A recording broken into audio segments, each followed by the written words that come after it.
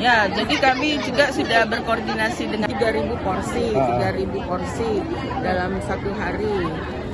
Sedangkan untuk penerima manfaat yang ada di Kota Palembang ini, mulai dari anak sekolah, TK, SD, SMP, SMA, itu ditambah dengan bayi, balita, dan ibu hamil, itu ada sekitar 600.000.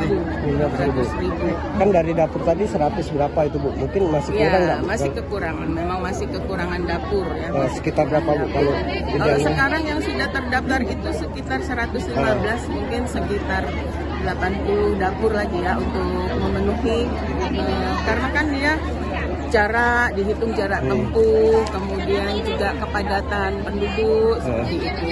Termasuk idealis untuk jumlah penerimanya berapa Bu?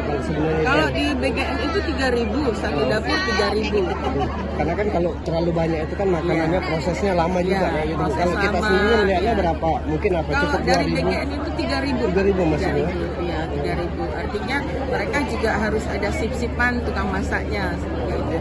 Dan konsumsi makanan itu kan tidak boleh dari mulai produksi sampai dengan dikonsumsi itu tidak boleh lebih dari 5 jam. Artinya yang mau dikonsumsi jam 8, produksinya paling cepat itu jam 3 pagi. Seperti itu. Nanti dia mau ngantar lagi jam 10, berarti produksi yang jam 5 pagi. Seperti itu kalau di dalam aturan ya.